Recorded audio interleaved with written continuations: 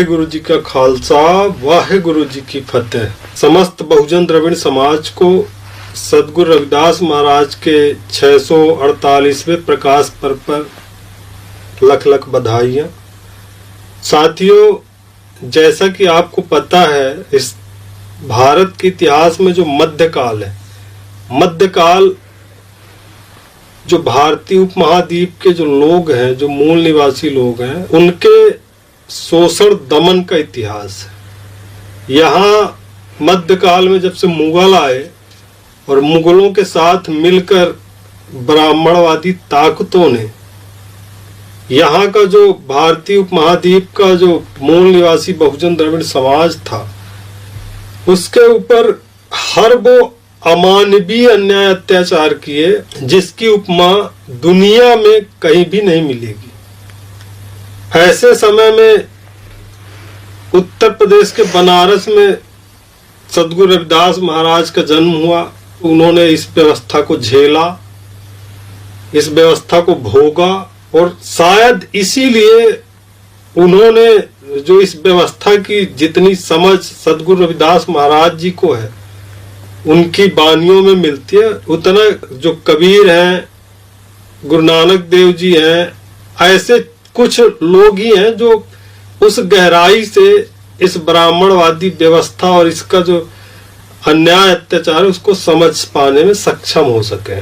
इसीलिए जो सदगुरु रविदास महाराज जी ने जो एक मानवता की सुरक्षा के लिए, मानवता के विकास के लिए, मानवता की शांति के लिए, मानवता के सम्मान के लिए, मानवता के स्वाभिमान के लिए सदगुरु रविदास महाराज ने जो दर्शन दिए, वो आज भी दुनिया के लिए अनमोल खजाना है। आज हम समाजवाद की बात करते हैं, लेकिन सदगुरु महाराज रविदास जी वो पहले शख्स हैं जिन्होंने आज से 648 वर्ष पूर्व समाजवाद की परिभाषा गढ़ी।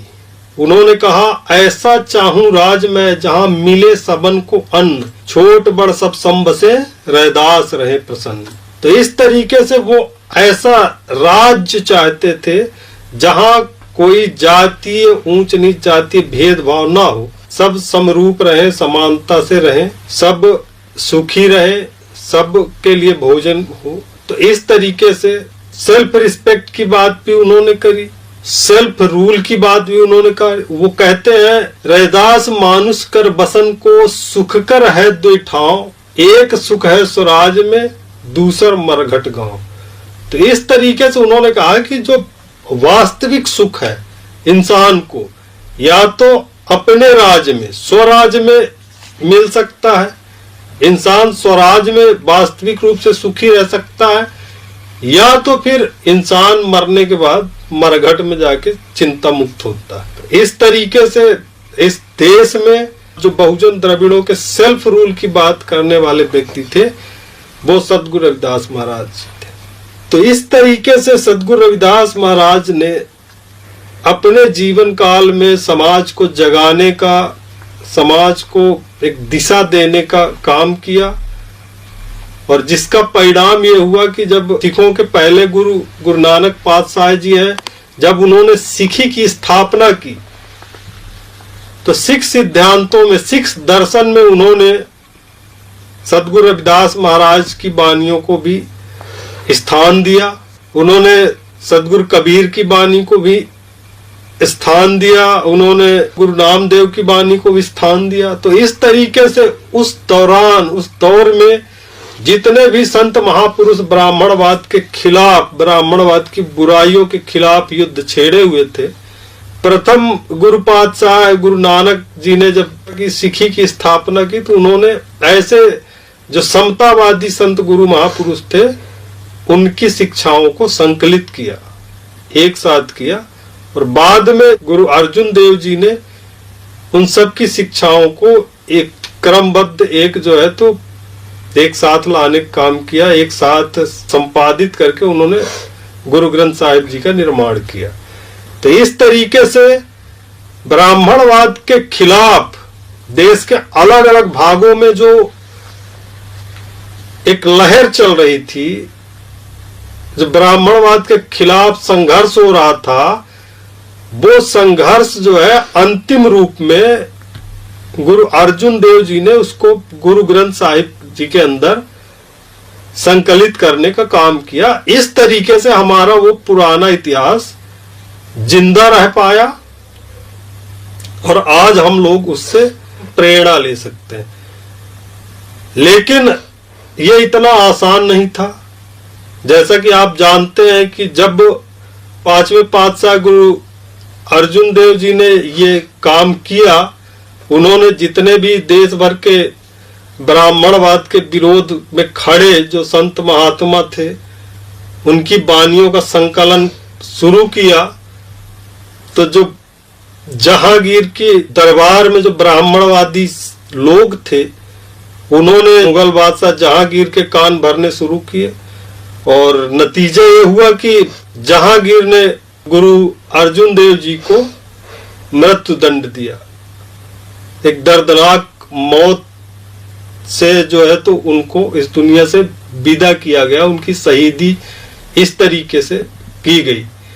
उनकी शहादत की बदौलत, उनके प्रयासों की बदौलत, उन्होंने जो जान की परवाह ना करते हुए जो स्टैंड लिया, उसकी बदौलत हमारे गुरुओं के, हमारे महापुरुषों के विचार सुरक्षित रह पाए, जिनसे आज हम प्रेरणा ग्रहण करते हैं। तो गुरु ग्रंथ साहिब के अंदर ही एक वाणी मिलती है बेगमपुरा के रूप में, जो सदगुरु रविदास महाराज की वाणी है।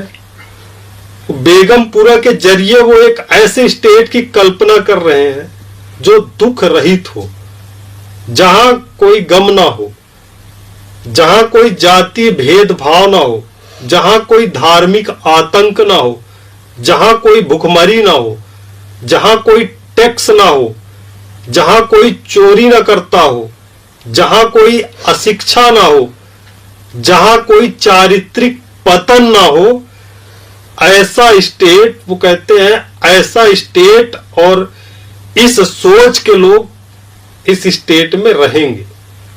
तो इस तरीके से दुनिया में पहली बार सदगुरु रविदास जी महाराज ने ऐसे समाजवाद की कल्पना की, जिसको बाद में दुनिया के अलग अलग देशों ने अपनाया। लेकिन दुख की बात है कि भारत जहां वो पैदा हुए, जो उनकी जन्मभूमि थी, जो उनकी कर्म भूमि थी, वहां के लोगों को उनके जो आइडियाज हैं वो समझ नहीं आए। और मैं समझ सकता हूं उनको क्यों इग्नोर किया गया, क्योंकि यहाँ की जो ब्राह्मणवादी व्यवस्था है वो ये मानती है कि सिर्फ मुंह से पैदा हुए लोग ही विद्वान हो सकते हैं, ज्ञान की बातें कर सकते हैं। मुंह से पैदा मतलब आप जानते हैं वर्ण व्यवस्था में मुंह से पैदा हुए लोग ब्राह्मण हैं।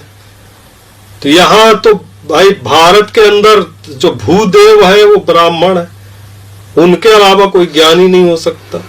और शायद यही कारण था कि उन्होंने जो गैर ब्राह्मण समाज में पैदा हुए लोगों की विद्वता को कोई महत्व नहीं दिया। वो तो भला हो गुरु नानक पातशाह जी का, गुरु अर्जुन देव जी का, जिनकी प्रयासों की बदौलत, जिनके शहादतों की बदौलत हमारे गुरुओं का संदेश, जो ब्राह्मणवाद के खिलाफ जो उनका संघर्ष है, वो सुरक्षित रह पाया और जो आज हम सब के लिए प्रेरणा स्रोत है, गुरु ग्रंथ साहिब जी के रूप में जिंदा। तो इसलिए इस देश की जो ब्राह्मणवादी व्यवस्था है, जो उसको अगर कोई समझता है और समझ के उसका कोई समाधान बताने का काम करता है, तो वो हमारे संत गुरु महापुरुष है। और उनकी जो वो वाणी है, जो उनका मैसेज है, वो आज आदि ग्रंथ गुरु ग्रंथ साहिब जी में संकलित है। वहां से हम प्रेरणा ले सकते हैं, वहां से हम जीने का तरीका सीख सकते हैं, वहां से हम अपने वैचारिक दुश्मन के खिलाफ खड़े होने का तरीका सीख सकते हैं। इसलिए हम चाहते हैं कि ज्यादा से ज्यादा इस देश में गुरु ग्रंथ साहिब जी को समझने वाले लोग हों और इस देश की बेहतरी के लिए, इस देश के 97% लोग बहुजन द्रविड़ समाज की बेहतरी के लिए जो आज सबसे अनुकूल दर्शन है वो सदगुरु रविदास जी महाराज का बेगमपुरा खालसा राज का दर्शन है, जो इस देश में, इस भूमि में समानता, स्वतंत्रता, बंधुत्व, न्याय, भाईचारे की स्थापना करने के लिए पर्याप्त है। हमारे अपने गुरुओं का दर्शन है। ब्राह्मणवाद से मुक्ति के लिए आज जरूरत है बहुजन द्रविड़ समाज संतों गुरुओं का जो ये दर्शन है उसको अपनाए और उस यहाँ इस भारत देश में बेगमपुरा खालसा राज की स्थापना के लिए हम एकजुट होकर काम करें। बहुजन द्रविड़ पार्टी बेगमपुरा खालसा राज की स्थापना के लिए दिन रात प्रयास कर रही है। राष्ट्रीय स्तर पे हम लगे हुए हैं। हम चाहते हैं कि इस देश में जितना जल्द से जल्द हो सके बेगमपुरा खालसा राज की स्थापना करके इस देश के बहुसंख्यक लोगों के मान सम्मान स्वाभिमान को सुरक्षित करें, उनके जो बेसिक बुनियादी जो जरूरतें हैं वो फुलफिल हो। और ये सब कुछ गुरुओं के दर्शन से ही संभव हो सकता है, बेगमपुरा खालसा राज से ही संभव हो सकता है। इसके अलावा कोई दर्शन नहीं। अगर आप ये समझते हैं कि हिंदू हिंदी हिंदुस्तान समाधान है तो ये कभी समाधान नहीं हो सकता, क्योंकि जो हिंदू हिंदी हिंदुस्तान है, जो हिंदू कॉन्सेप्ट है, ये असमानता पे आधारित है। और हिंदुइज्म का जो रीढ़ है, जो बैकबोन है, वो असमानता है, इनइक्वालिटी है। तो जिसके प्रिंसिपल ही असमान है, जिसके आधार ही असमान तरीके से रखी गई है, वो क्या समानता देगा इस सोसाइटी को, इस देश को। इसलिए सदगुरु रविदास महाराज जी की 648वीं जयंती के अवसर पर आप सब बहुजन द्रविड़ साथियों से हाथ जोड़ के मैं अपील करूंगा कि आप सब बेगमपुरा खालसा राज के लिए एकजुट हो। इसी अपील के साथ मैं अपनी बात समाप्त करता हूं।